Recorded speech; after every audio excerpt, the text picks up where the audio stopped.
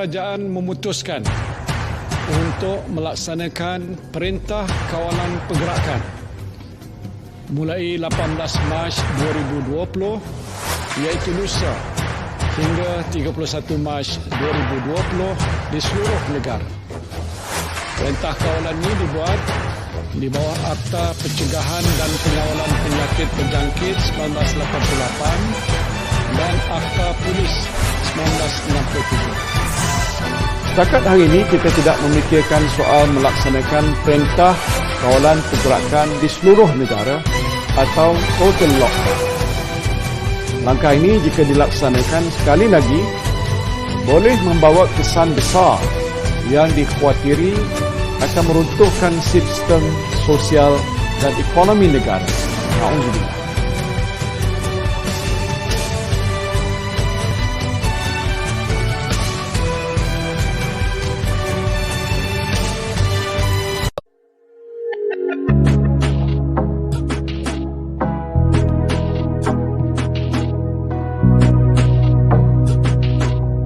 Mata wang? Tidak mungkinlah anda tidak tahu apa itu mata wang. Jom semak betul atau tidak fakta yang anda semua guna selama ini. Mata wang ialah satu unit bagi pertukaran, kemudahan pemindahan barangan atau perkhidmatan. Sebagai contohnya, duit shilling dan kertas bil yang digunakan sebagai wang. Jadi, dah tahu kan apa itu mata wang? Jom kenal ciri-cirinya pula. Wang mestilah mempunyai nilai yang stabil dan kuasa beli yang tetap untuk memberi keyakinan kepada orang ramai. Jadi ciri-cirinya adalah bernilai, mudah dibawa dan boleh disimpan dan dipindah. Seterusnya, kita kenali pula apa itu sistem barter. Sistem barter ialah amalan pertukaran barang tanpa melibatkan mata wang. Melalui sistem ini, mereka terpaksa membuat pilihan sesama mereka untuk mendapatkan barang perantaraan yang dapat membawa manfaat bersama antara mereka. Oleh sebab itu, barang-barang yang digunakan sebagai alat perantaraan itu berbeza mengikut suasana dan zaman. Maka jelaslah di sini bahawa pertukaran adalah tidak mustahil tanpa wang dan tidak hairanlah manusia boleh menjalankan kegiatan perdagangan dengan sistem pertukaran barter.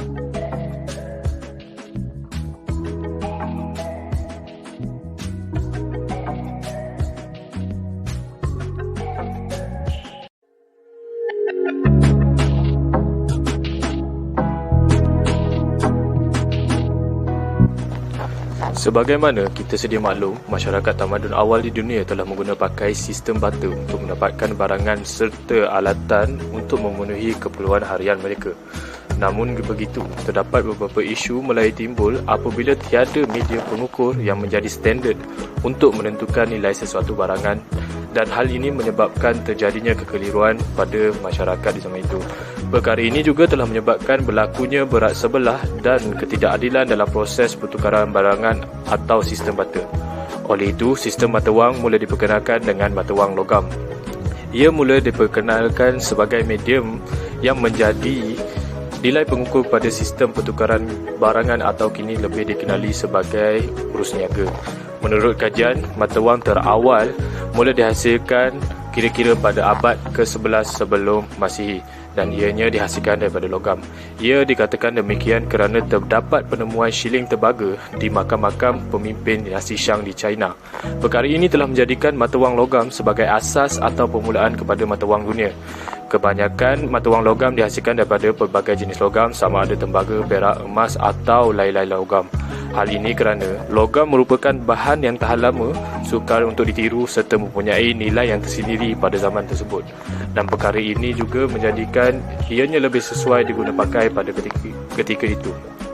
Namun timbul pula isu lain ketika mata wang logam diguna pakai oleh masyarakat. Ini kerana semakin kaya atau semakin banyak wang yang dimiliki oleh seseorang individu, semakin sukar ianya untuk dibawa kerana logam merupakan bahan yang berat. Oleh itu, sistem mata wang mulai berevolusi daripada bahan logam kepada bahan-bahan yang lebih sesuai dengan era semasa.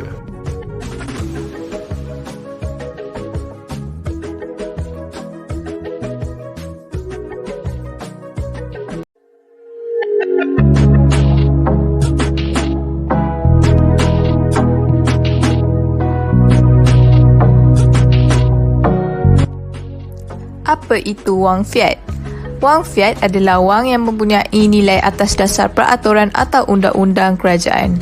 Istilah wang fiat berasal dari perkataan Latin fiat yang bermakna biarlah dilakukan. Wang tersebut ditetapkan oleh keputusan kerajaan, di mana wang kertas digunakan sebagai mata wang sebagai satu-satunya cara pembayaran undang-undang. Secara tradisinya, mata wang perdagangan forex membolehkan pengguna memanfaatkan apresiasi dan susut nilai mata wang yang berbeza. Perdagangan forex melibatkan jual beli pasangan mata wang berdasarkan nilai relatif setiap mata wang dengan mata wang lain yang didasarkan pada komoditi fizikal seperti perak dan emas, tetapi wang fiat berdasarkan kredit ekonomi. Nilai wang fiat bergantung pada penawaran dan permintaan dan diperkenalkan sebagai alternatif kepada wang komoditi dan wang perwakilan. Wang komoditi dihasilkan dari logam berharga seperti emas dan perak, sementara wang perwakilan mewakili tuntutan terhadap komoditi yang dapat ditebus. China adalah negara pertama yang menggunakan mata wang fiat sekitar tahun 1000 Masihi dan mata wang itu kemudian merebak ke negara-negara lain di dunia. Ia menjadi popular pada abad ke-20 ketika Presiden Amerika Syarikat Richard Nixon memperkenalkan undang-undang yang menghentikan penukaran dolar Amerika Syarikat menjadi emas. Pada masa ini, kebanyakan negara menggunakan mata wang fiat berasaskan kertas yang hanya berfungsi sebagai kaedah pembayaran. Pada awal abad ke-20, pemerintah dan bank telah berjanji untuk mengizinkan pertukaran wang kertas dan shilling menjadi komoditi nominal mereka berdasarkan permintaan. Walau bagaimanapun, kos perang saudara di Amerika Syarikat yang tinggi dan keperluan untuk membina semula ekonomi memaksa kerajaan membatalkan penebusan. Selepas itu, perjanjian Bretton Woods dicapai dalam sidang kemuncak tahun 1944 yang diadakan di New Hampshire, Amerika Syarikat. Persetujuan dicapai oleh 730 perwakilan yang merupakan wakil dari 44 negara sekutu yang menghadiri sidang kemuncak itu.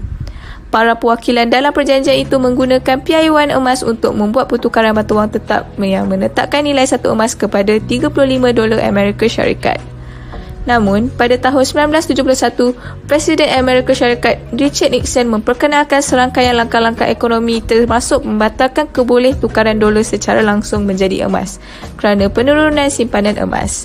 Perintah ini dikenali sebagai Nixon Shock. Tindakan itu menyebabkan perjanjian Bretton Woods tidak lagi berkesan dan dimansuhkan pada tahun 1973. Ia menyebabkan semua mata wang dunia tidak lagi ditambat kepada mana-mana komoditi. Oleh itu, semua mata wang termasuk ringgit dikenali sebagai wang fiat. Wang tidak mempunyai nilai sandaran.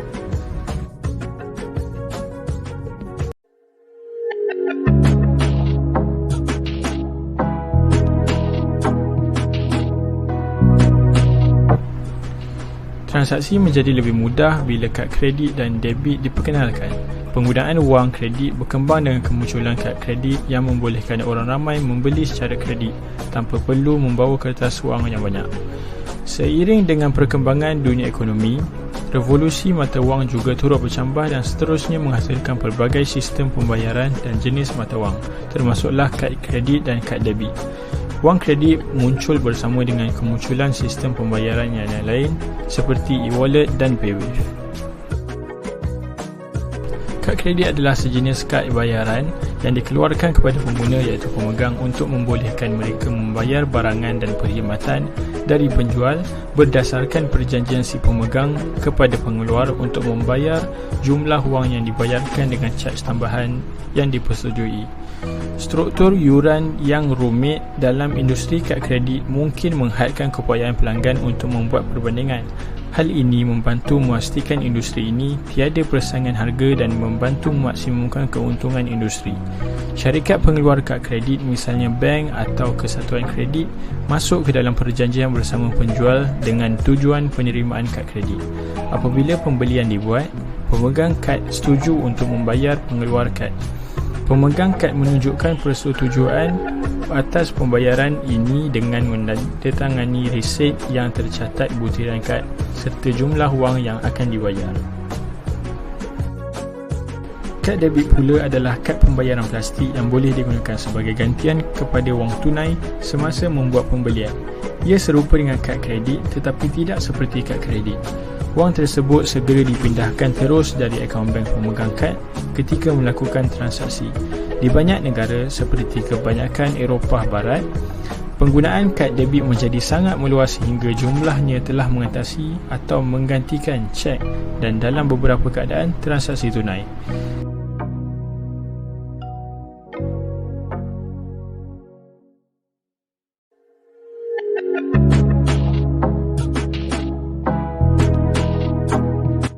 Menjelang 2040, dunia menyasarkan mata wang digital akan menggantikan sepenuhnya sistem wang kertas.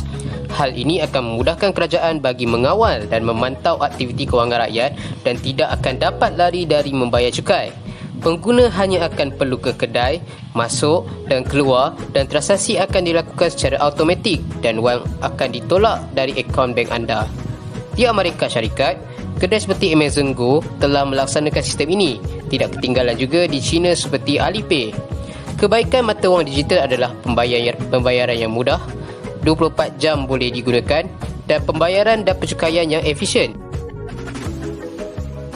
Mata wang kripto adalah mata wang digital yang dilindungi sistem kriptografi. Ia juga adalah aset digital yang direka sebagai media pertukaran dan disokong oleh teknologi blockchain. Bitcoin dan Ethereum adalah antara mata wang kripto yang terkenal ketika ini.